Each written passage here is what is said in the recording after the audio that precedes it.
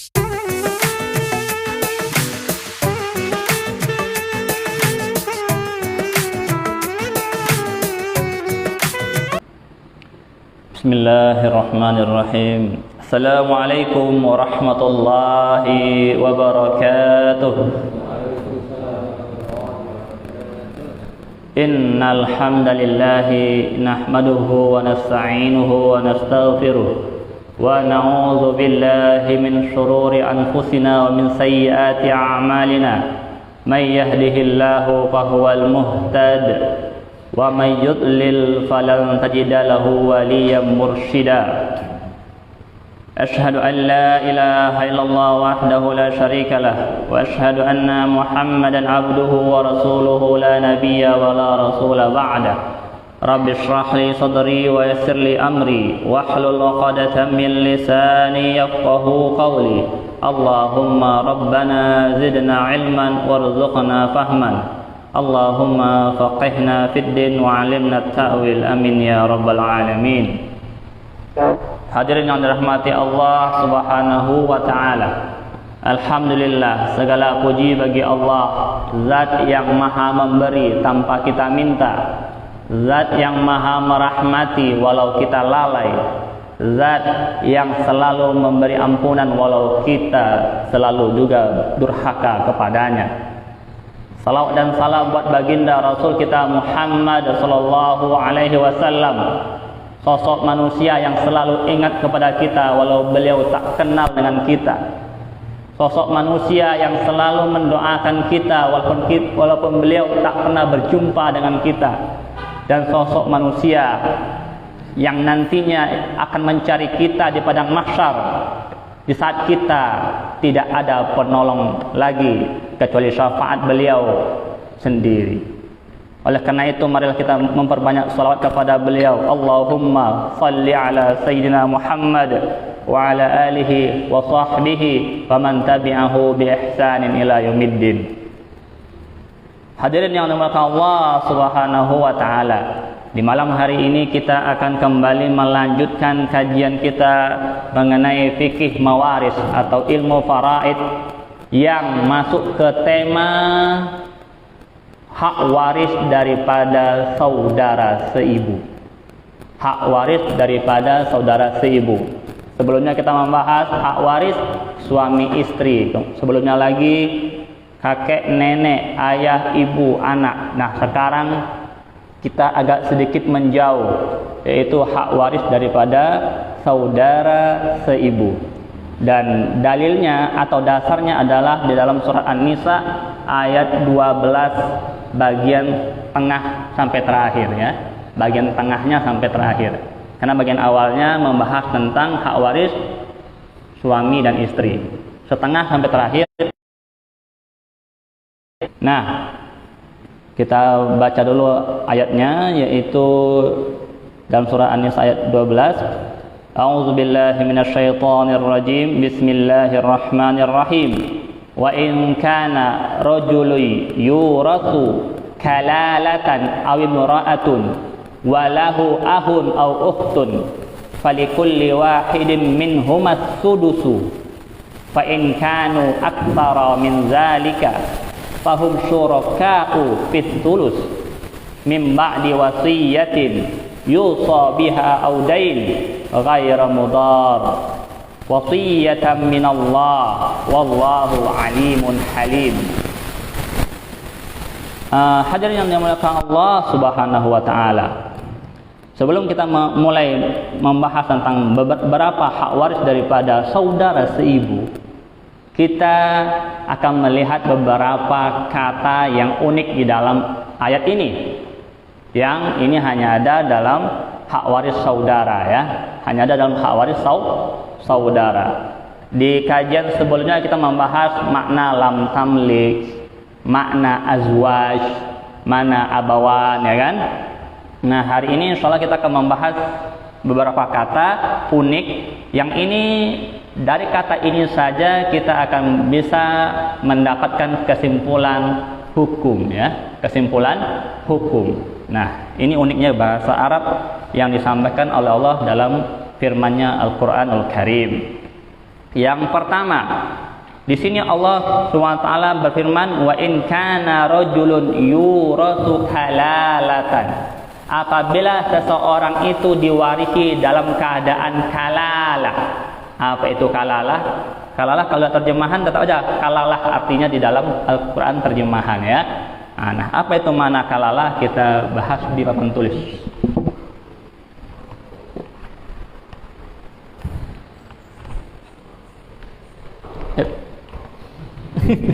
Ini semuanya banyak kali talinya ya. Baik. Kalalah.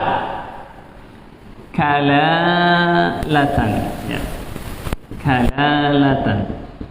Apa makna dari kalalah? Jadi kalau kita ambil makna secara bahasa, maka para ahli bahasa menerjemahkannya dengan makna lemah atau ta'abun, lemah. Jadi kalau orang udah capek gitu kan, pulang kerja capek, maka dibilanglah kallar rajulu, itu orang capek.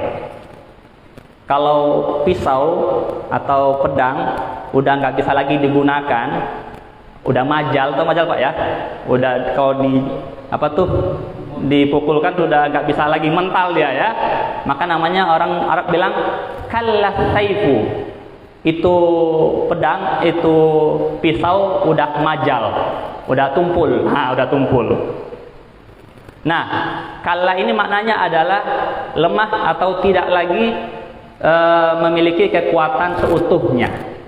Yang semestinya pisau itu bisa memotong pohon, memotong bawang segala macam, namun ketika dia telah kalah, telah lemah, maka pisau itu tak mampu lagi motong bawangnya lari, pisaunya nggak jari sendiri. Atau kalau tadi orang sudah kalah, maka dia diajak ngobrol agak nggak nyambung. Kenapa? Mata kantuk, badan pegel kan, pengen istirahat. Nah itu namanya kalah. Nah, itu makna dari kata kalla. Kemudian mengapa Allah Subhanahu wa taala kalla dalam ilmu fikih faraidnya maknanya bukan hanya lemah mana bahasa ya. Sedangkan dalam ilmu fikih mawaris dia bermakna man laisa lahu walad wala walid. Yaitu orang yang dia ketika wafat, ketika meninggal dunia tidak memiliki anak, wala walid, dan tidak pula memiliki ayah.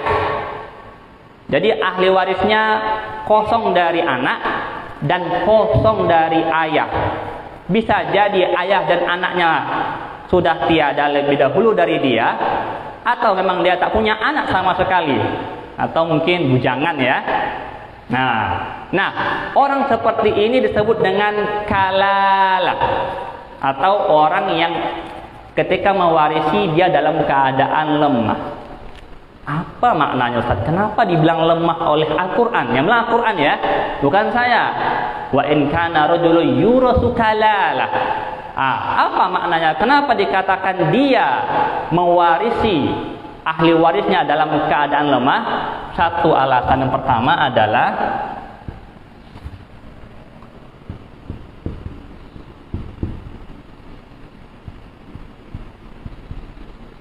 hartanya akan pergi. Alias ketika seseorang dia tidak memiliki ahli waris anak, baik laki-laki ataupun perempuan, dan tidak memiliki ahli waris bapak ataupun ke atasnya kakek, maka warisannya akan pergi ke orang-orang yang jauh, yang lebih jauh. Contohnya, nggak punya anak, nggak punya orang bapak, maka nanti yang akan mewarisi tentu kalau dia sudah menikah pasangannya, suami atau istri. Pertanyaannya, suami istri orang dari luar apa orang dari dalam? Orang dari luar masuk ke dalam, bisa nggak dia pergi lagi? Bisa. Nah, itu yang pertama. Yang kedua, kata Allah, yang akan mewarisinya adalah saudara. Saudara jika dibanding dengan anak dan ayah, mana lebih kuat hubungan kekeluargaannya? Contoh lebih kuat, anak. Di mana-mana kita pengen ngasih anak, tetapi nggak punya anak, pergi ke saudara. Saudara nanti kalau harta warisan itu pergi ke saudara, maka nanti akan jatuh kepada anaknya dia atau ponakan kita, maka menjauh harta itu. Maka disebut dengan kalalah, lemah. Dia lemah. Kenapa? Hartanya tidak akan berporos lagi, bertumpu lagi, berpondasi lagi kepada keluarga inti dia. Nah, akan pergi. Maka begitulah Allah menerangkan kepada kita. Itu satu ya. Maknanya, ini makna yang pertama, yaitu hartanya akan pergi kepada orang lain, tidak lagi kepada pohon dia atau kepada poros utama dalam keluarga dia. Jika dia punya anak, maka anaknya akan dapat. Jika dia punya bapak, bapaknya akan dapat. Nah, sebelum kita melangkah ke selanjutnya, saya mau terangkan. Jadi, manakala tadi adalah tidak punya anak, laki dan perempuan ataupun bapak dan ibu. Bapak saja, ibu tidak. Ibu, kalau ada gimana Ustaz? Iya, kalau ibu masih ada, tapi dia tidak punya bapak, nggak punya anak, maka itu termasuk dengan kalalah. Kok begitu Ustaz? Kan ibu termasuk di antara keluarga inti, ya tidak? Karena ibu haknya kecil. Ibu itu jikalau dia sendirian, tidak ada anak, tidak ada saudara, sepertiga, hanya sepertiga. Ketika ada saudara, dia jadi seperenam. Seperenam bisa nggak menguasai harta? Harta 1 juta. Seperenamnya berapa? Hanya berapa? Hanya 112.500. 125.000 ya. 125.000 rupiah saja. Sedangkan 875.000 punya orang lain. Nah, makanya kalalah itu adalah yang tidak punya anak dan tidak punya ayah dan bapak ke atasnya lagi. Sedangkan ibu tetap ada. Nah, inilah yang namanya disebut dengan kalalah. Maka kenapa dibilang kalalah? Karena hartanya akan hilang dan akan pergi daripada poros utama keluarganya. Itu yang pertama. Lalu yang kedua, Allah berfirman, seseorang jikalau diwarisi dalam keadaan kalalah, maka siapa yang mewarisinya? Saudaranya. Saudara seibu. Di sini adalah saudara seibu ya. Fa in kana rajulun yurasu kalalatan aw imra'atun wa lahu ahun aw ukhtun falikulli wahidin minhum as-sudus. Ahun atau ukhtun di sini menurut ijma' ulama, ini ijma' ya, tidak hanya jumhur lagi. Kalau ijma' sudah semuanya, Pak. Semua ulama sudah sepakat bahwasanya ahun atau ukhtun di sini bermakna adalah ahun dan ukhtun min ummi, yaitu saudara laki-laki ataupun saudara perempuan yang seibu. Bukan sekandung, bukan pula sebapak. Ya. Bukan sekandung, bukan pula sebapak. Bahkan dalam riwayat qiraahnya Sa'ad bin Abi Waqqas, di situ disampaikan bunyi ayatnya walahu ahun au ukhtun min ummin. Nah, ada tambahan sedikit, tapi dalam riwayat ya, bukan dalam Al-Qur'annya. Dalam riwayatnya ada tambahan min ummin dari qiraahnya Sa'ad bin Abi Waqqas, salah seorang sahabat Nabi Shallallahu alaihi wasallam yang mulia. Ya, maka jelaslah bahwasanya makna ahun ataupun ukhtun di sini bermakna adalah saudara seibu, baik laki-laki ataupun perempuan. Maka dari itu kita bisa pahami bahwasanya satu, saudara seibu baru bisa mewarisi harta seseorang jika tidak ada anak dan bapak serta ke atasnya. Ya. Yang kedua, saudara seibu mewarisi bila tidak ada anak dan bapak. Nah, ini kesimpulan yang kedua. Jadi seseorang yang termasuk saudara si ibu kita maka dia baru akan bisa mendapatkan hak warisnya bila anak kita tidak ada, baik itu laki-laki ataupun perempuan. Bila bapak kita tidak ada ataupun kakek kita, maka mereka baru berhak menerima warisan. Nah, jadi ini orang yang kalau dibilang ya cukup lemah juga kekuatan ahli warisnya, karena dia bergantung dengan keadaan. Jikalau anak tidak ada, jikalau bapak tidak ada, barulah mereka berhak menerima warisan. Maka muncul kesimpulan ketiga, saudara seibu terhalang oleh anak dan bapak. Nah, maka kesimpulan ketiga dari lafaz kalalah saja kita dapat kesimpulan bahwasanya saudara seibu mereka tidak berhak mendapatkan warisan apabila ada anak, baik laki ataupun perempuan, ataupun ada bapak, maka mereka tidak berhak mendapatkan warisan. Jadi dari lafaz kalalah saja sudah mendapatkan 3 kesimpulan utama ya. Yang pertama, harta warisan seseorang yang kalalah maka dia akan pergi kepada orang lain. Kemudian yang kedua, saudara seibu baru mendapat warisan apabila tidak ada anak dan bapak. Yang ketiga, jika ada bapak atau anak maka mereka tidak berhak mendapatkan harta warisan. Nah, itu baru dari lafaz kalalah.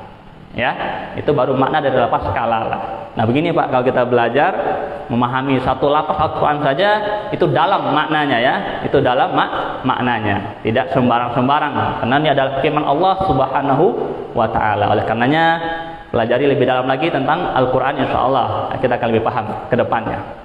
Itu baru makna kalalah. Lalu yang kedua bahwasanya saudara seibu ini mereka mewarisi dengan keunikannya sendiri. Nah, jadi unik Pak ya. Dalam masalah ahli waris ini, ada hal yang bersifat umum, kemudian ada hal yang bersifat khusus yang terjadi pada saudara seibu. Nah, apa itu Ustadz? Nah, coba kita dengarkan apa itu yang menjadi hal yang khusus, yang unik bagi saudara seibu. Ini unik Pak ya, bukan aneh. Kalau aneh dalam bahasa Arabnya syadz, itu nggak benar. Kalau dia berbeda nggak benar. Tapi kalau unik itu dia tuh khas dalam bahasa Arabnya. Dia memiliki kekhususan masing-masing. Sebagaimana Rasulullah, dia memiliki kekhususan daripada kita untuk menikah. Kita hanya boleh menikah 4 orang. Rasulullah boleh lebih dari itu karena khas, khusus buat beliau, unik hukum buat beliau. Nah, saudara seibu juga memiliki hukumnya unik dibanding ahli waris yang lain. Nah, ya. Ini coba kita lihat apa saja yang unik, dan ini tidak sembarang-sembarang. Ini dasarnya ada dalam Al-Qur'an dan dalam hadis serta ijma' ulama.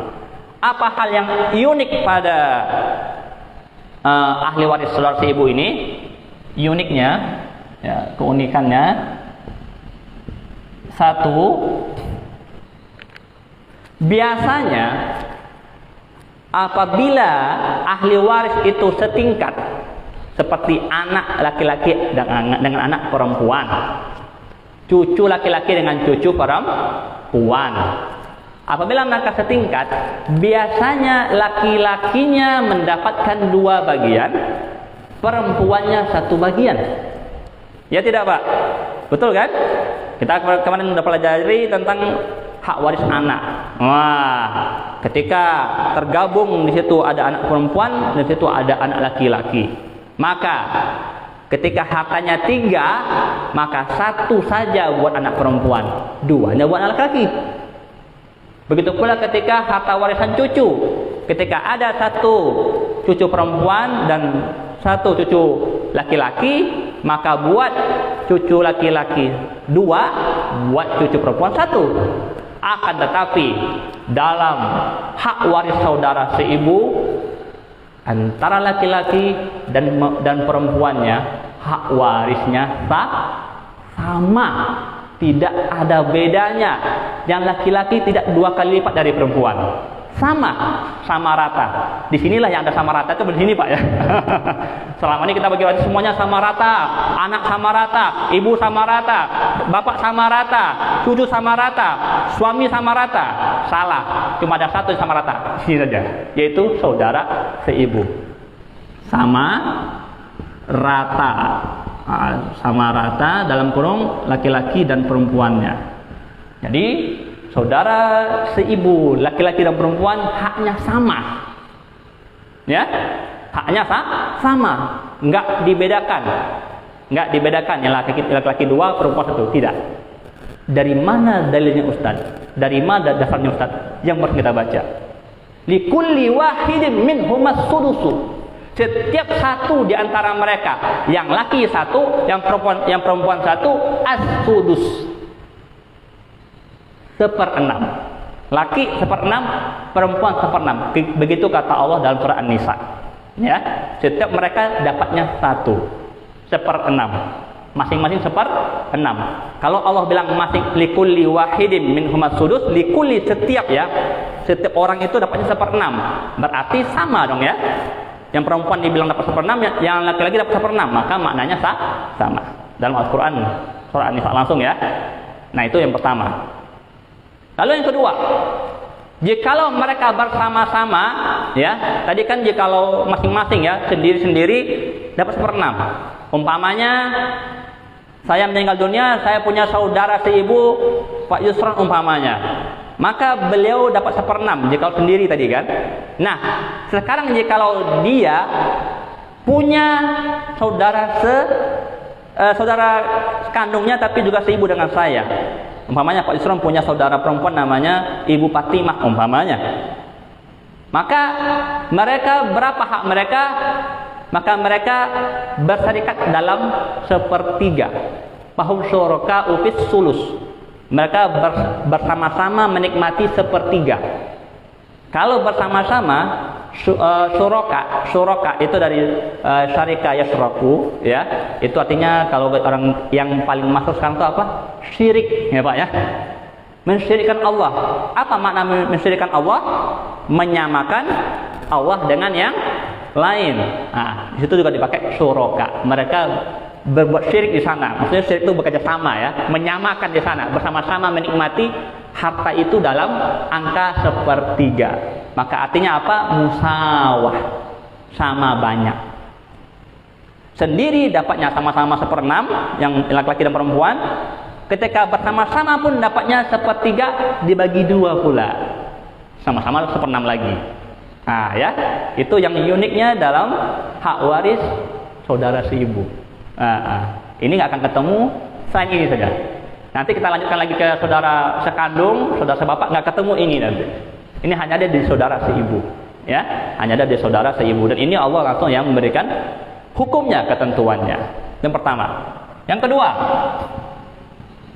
keunikan saudara seibu, yaitu biasanya ahli waris laki-laki yang keturunan dari perempuan nggak menjadi ahli waris. Betul? Anak laki-laki dari anak perempuan ahli waris bukan? Bukan. Cucu laki-laki dari anak perempuan bukan ahli waris. Dia termasuk zawil arham. Ya. Yang jadi ahli waris cucu itu siapa? Anak laki-laki atau perempuan dari anak laki-laki. Nah, ya, atau cucu dari anak laki-laki. Tapi saudara laki-laki seibu itu anak siapa? Anak perempuan atau laki-laki? Anak perempuan. Ini Pak jalurnya, saya bikin gambarnya Pak ya. Ibu, di sini ada ayah.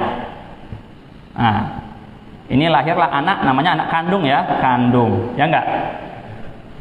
Kalau ke sini namanya anak seayah. Kalau ke sini seibu. Logikanya kalau pakai rumus umum, maka yang saudara seibu ini Yang laki-lakinya tentu nggak mendapat hak waris, sama seperti anaknya Sinta tadi kan, cucu gitu kan.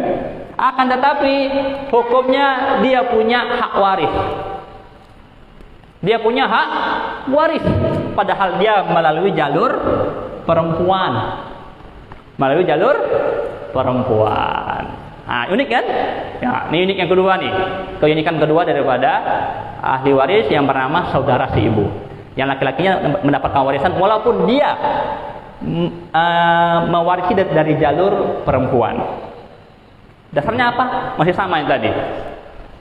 Dasarnya masih sama dalam ayat 12 surat An-Nisa tadi. Wa in kana lahu fa in kana rajulun yurasu kalalatan aw imra'atun wa lahu ahun. Nah, ahun saudara laki-laki kan dapat. Nah, ya. Oke. Laki-laki dapat waris walaupun dari jalur perempuan. Yang ketiga, keunikan yang ketiga nih. Uniknya ada sekitar 4 atau 5 Pak ya. Nanti saya coba saya ringkas saja nanti.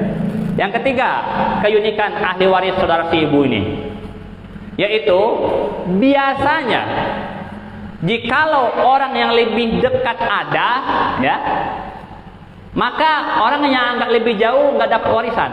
Betul? Contohnya anak sama cucu. Jikalau ada anak laki-laki, maka cucu otomatis disilang. Ya enggak Pak? Nggak dapat. Kakek sama bapak. Jikalau ada bapak, kakek disilang, nggak dapat karena ada bapak. Ya tidak. Apalagi? Kita baru ini doang ya belajarnya ya. Oke, baik. Baru ini doang. Nah, akan tapi yang ketiga lagi, nenek.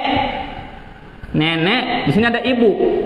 Ketika ada ibu, nenek nggak dapat, ya kan? Karena ibu lebih dekat kepada ahli waris daripada nenek tadi. Namun, ketika kita bicara hak waris saudara seibu, ya saudara seibu, maka saudara seibu ini unik. Dia bisa mewarisi bersama dengan orang yang lebih dekat kepada ahli waris, ya. Dia mewarisi bersama dengan orang yang lebih dekat kepada ahli waris. Artinya apa? Saudara si ibu mewarisi berbarengan dengan ibu itu sendiri. Jadi ibu nggak menghalangi dia untuk mendapatkan hak waris, padahal dia jalurnya dari ibu. Nah, dari mana Ustaz dalilnya? Dalam surat An-Nisa ayat 11. Fa in kana lahu ikhwatun fali ummihi sudus. Jikalau anak itu punya saudara, baik seibu, seayah ataupun sebapak, maka ibunya dapat 1/6. Ibu 1/6, saudaranya dapat juga. Ya, itu kata Allah dalam surat An-Nisa ayat 11. Ayat sebelumnya ya. Nah, itu yang ketiga ya. Penghapusnya mana? Oh ini. Nah, mewarisi bareng ibu ya. Mewarisi bersama ibu, padahal ibulah yang membuat dia menjadi dapat warisan. Seandainya ibu itu nggak melahirkan dia, nggak dapat warisan tuh saudara si ibu, ya betul tidak? Tapi dia mewarisi bersamaan dengan ibu itu. Biasanya nggak begitu, biasanya tidak begitu. Ini keunikan yang ketiga. Nah, ini keunikan yang paling dahsyat lagi Pak ya. Unik banget ini bagi saya ya. Kenapa? Ya beginilah hukum Allah. Kita tinggal taati saja. Apa itu? Saya tulis dulu.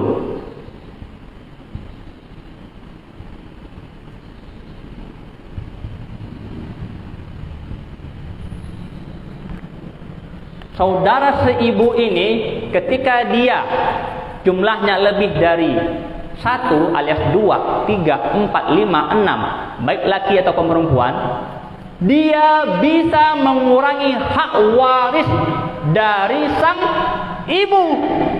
Wah, dia mengurangi hak waris orang yang menjadi ahli waris yang lebih dekat kepada pewaris.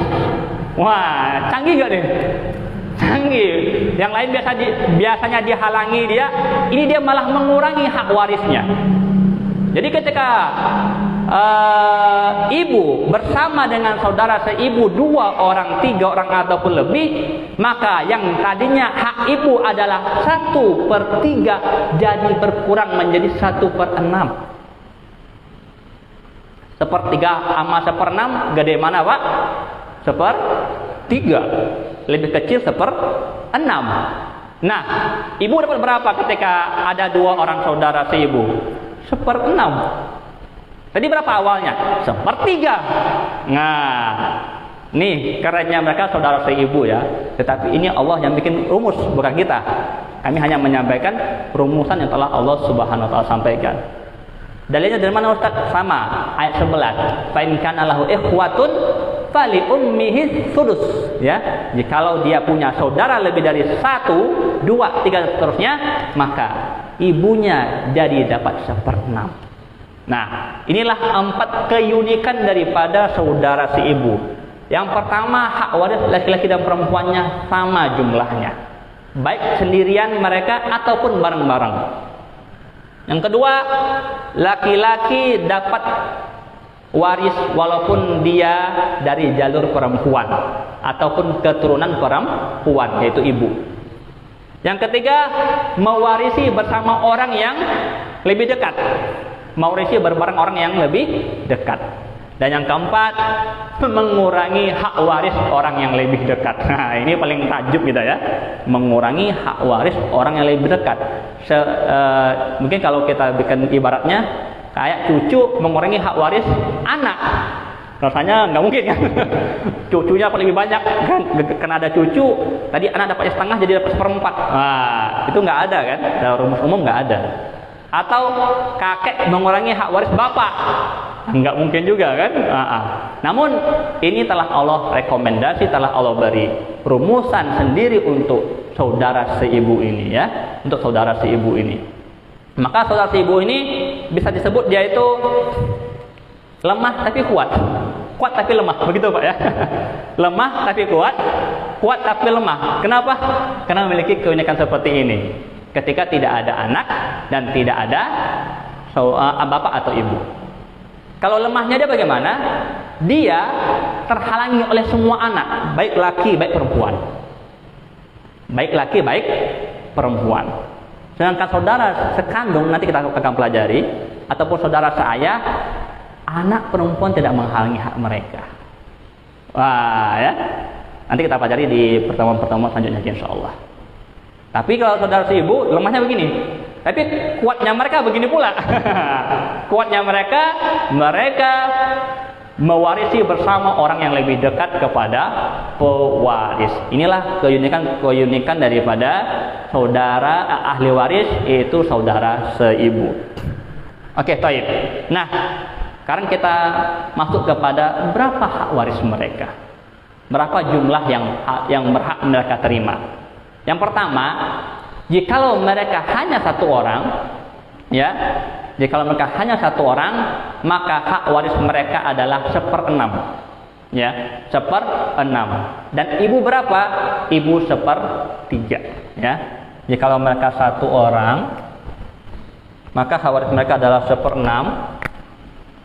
1 orang 1/6, ibu 1/3. Nah, jika mereka hanya 1 orang, maka hak warisnya adalah 1/6 dan ibu adalah 1/3. Yang kedua, jikalau mereka lebih dari 1 orang, 2 orang, 3 orang, 4 orang, 5 orang, seterusnya, maka 2 orang, maka mereka mendapatkan hak waris 1/3 dan ibu 1/6. Ya, itulah hak waris mereka. Itulah hak waris mereka. Namun ingat, mereka baru masuk ke dalam kategori penerima warisan apabila kalah, apabila tidak ada anak dan bapak serta ke atasnya, anak ke bawahnya dan bapak ke atasnya. Nah, itu tentang hak waris mereka. Jadi ketika ahli waris, seseorang meninggal dunia, kemudian dia adalah seorang yang bujangan atau yang tidak punya anak, tapi punya istri, maka yang menjadi ahli waris adalah istrinya dan punya ibu, ibunya, dan punya saudara seibu dan saudara seibunya. Maaf. Namun, jikalau dia meninggal dunia, punya ayah, punya anak, ada saudara seibu, ada ibu, maka saudara seibu otomatis terhalangi hak warisnya. Oke, baik. Sudah jam 7 lewat, kita akan membahas tentang cara menghitung hak warisnya ya. Kita cara menghitung hak warisnya. Maaf, Ustadz, jam berapa Isya? Lewat 4 menit lagi. Oke, taib ya. Insya Allah mudah nih hitungnya ya. Kita contohkan jikalau hak waris ketika meninggal yang ahli warisnya adalah satu ibu. Kemudian yang kedua dia punya suami lah ya. Punya suami. Kemudian ada saudara seibu ini dua orang saudara seibu. Nah, cara menghitungnya sebagaimana yang telah dipelajari sebelumnya. Cara menghitungnya sama seperti kemarin. Kita ketahui dulu berapa hak waris masing-masing jikalau seperti ini keadaannya ya. Ini ahli waris, hak waris. Ibu, ketika ada dua saudara seibu, berapa haknya tadi? 1/6. Suami nggak ada anak, berapa haknya? Setengah. Masya Allah. Dua saudara seibu, berapa haknya tadi? 1/3. Nah, kembali kepada kemarin, kita cari angka pokok ya. Angka pokok itu dari mana Ustadz? Dari KPK semua angka yang ada di sini. Ada angka 3, angka 2, dan angka 6. Berapakah angka terkecil yang dapat membagi angka 6, 2, dan 3? Adalah angka 6 itu sendiri. Betul? 6 bagi 1 bisa, 6 bagi 2 bisa, 6 bagi 3 bisa. Berarti angka 6. Maka tulis bagian. Maka kita cari bagian. Bagaimana cara mencari bagian?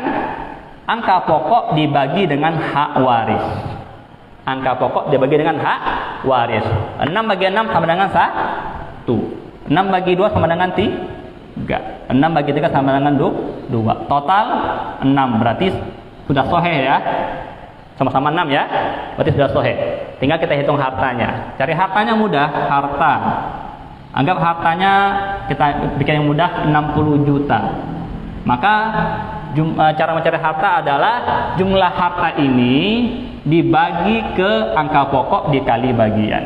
60 juta dibagi 6 sama dengan 10 dikali 1 sama dengan 10 juta. 60 bagi 6, 10 dikali 3 sama dengan 30 juta. 60 bagi 6 sama dengan 10 dikali 2 sama dengan 20 juta. Total 60 juta. Selesai masalah hitung waris kita. Mudah ya Pak ya, hanya beberapa detik ya. Jikalau sudah tahu cara menghitungnya. Saya ulangi lagi cara menghitungnya. Pertama, ketahui dulu siapa ahli warisnya. Kemudian yang kedua, ketahui berapa hak waris mereka. Jadi harus hafal Pak ya, harus hafal ini. Si anu ketika begini sekian haknya, ketika begini sekian haknya, ya gitu.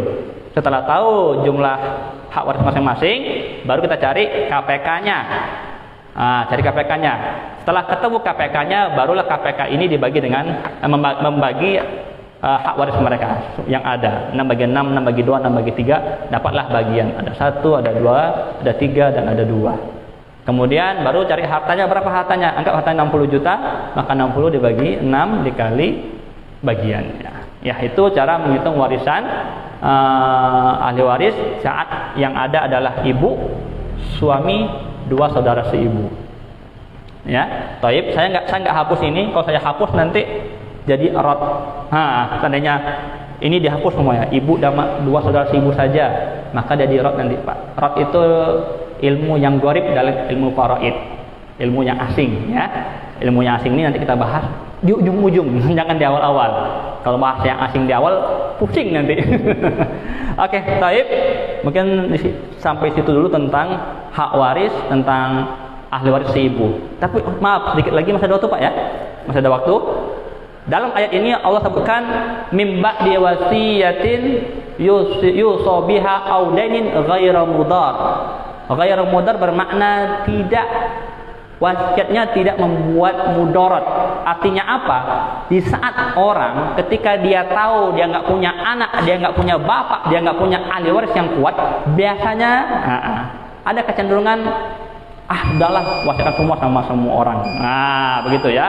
Maka itu tidak boleh. Itu namanya wasiat yang mudor, wasiat yang memudoroti ahli waris. Cukup wasiati sesuai dengan hukumnya sepertiga saja. Sepertiga saja.